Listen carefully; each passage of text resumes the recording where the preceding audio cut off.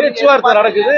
இது நாங்கள் சொல்லியிருக்க இந்த கூட்டணின்றது 2004 கலைஞர் அவர்களாலும் அன்னை சோனியா காந்தியாலும் அமைக்கப்பட்ட கூட்டணி. பல தேர்தல்களை ஒன்றாக சந்தித்த கூட்டணி, வெற்றிகரமான கூட்டணி.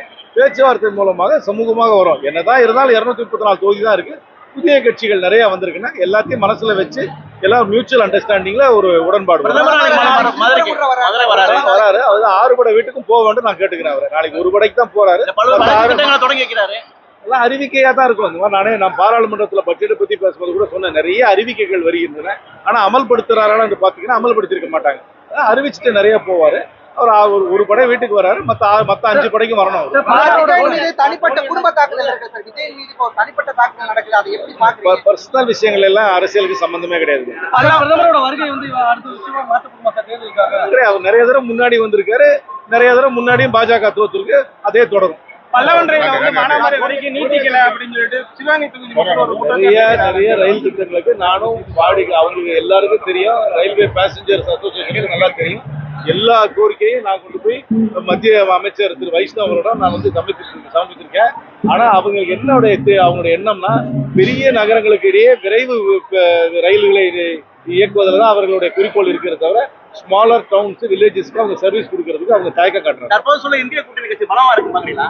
பலம் கூட்டிகிட்டே இருக்கேன். ஒருத்தரா புதுசா வந்து சேர்றாங்க. பலம் கூட்டிகிட்டே தான் இருக்கு. மத்திய மாநில அரசு வந்து இணக்கமா இருந்தாதான் வந்துட்டு ஒரு வளர்ச்சி கொண்டு வர முடியும். அரசாங்கம் ஒரே கூட்டணியில ஒரே கட்சியில இருக்கணும் அவசியம் கிடையாது.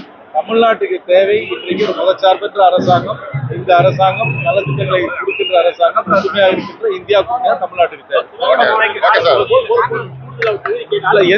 எந்த தொகுதியை எப்படி கேட்கிறோம்னா பேச்சுவார்த்தை மூலமா தான். பிரதம மந்திரி ஹவுசிங் ஸ்கீம்ல அவங்க கொடுக்குற பணம் பத்துறது இல்லை. வீடை வாங்குறவங்க கடன் வாங்கி தான் கட்டி முடிக்கிறாங்க. நான் ரிவ்யூ பண்ணும்போது நான் பல முறை சொல்லியிருக்கேன். மத்திய அரசாங்கம் இன்னும் கூடுதல் நிதி கொடுக்க வேண்டும். கூடுதல் நிதி கொடுத்தாதான் அந்த மக்கள் வந்து வீடு கட்ட முடியும். அவங்க கொடுக்குற பணம் இன்னைக்கு விலைவாசி ஏறினதுல செங்கல் சிமெண்ட் எல்லாம் வாங்கி கட்ட முடியறதில்ல. இன்ஃபேக்ட் அவங்க கடன் வாங்கி தான் கட்டுறாங்க.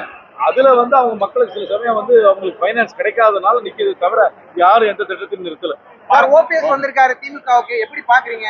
சொல்லியிருக்கேன். வெறும் சாதுரியமாக மிகப்பெரிய கூட்டணியை முதலமைச்சர் அவர்கள் அமைத்துக் கொண்டிருக்கிறார். அதற்காக என்னுடைய வாழ்த்துக்களை அவருக்கு தெரியும். ஒரு காலத்துல ஏடிஎம் இல்லா நாடாக இருந்தது. இப்ப உலகமே டிஜிட்டல் மயமாயிடுச்சு. பிரதமர் மோடி பெரிய பேசிருக்காரு. வளர்ச்சி இன்ஜினாக பார்க்கப்படுகிறது அப்படின்னு சொல்லலாம். பொருளாதார வளர்ச்சின்றது நம்ம வந்து உலகத்திலேயே நமக்கு தான் அதிக ஜனத்தொகை இருக்கு. அதிக ஜனத்தொகை இருக்கிறதுனால ஆட்டோமேட்டிக்கா பொருளாதாரமும் அதுக்கு ஏத்தாப்புல வளரும். ஆனாலும் எல்லாருக்கும் அதை வளர்ச்சி வந்து சமமா இருக்கான்னு பாத்தீங்கன்னா சமமா இல்லை. ரொம்ப மேற்தட்டுல இருக்கிறவங்களுக்கு மட்டும்தான் பெருசா வளர்றதுடைய கீழே இருக்கவங்களுக்கு பொருளாதார ரீதியாக குறிப்பா கிராமத்துல இருக்கவங்களுக்கு பொருளாதார ரீதியாக பெரிய வளர்ச்சியை ஒண்ணு காண முடியும். காங்கிரஸ் 40 சீட்டு பிளஸ் ஒரு சொல்றாங்க.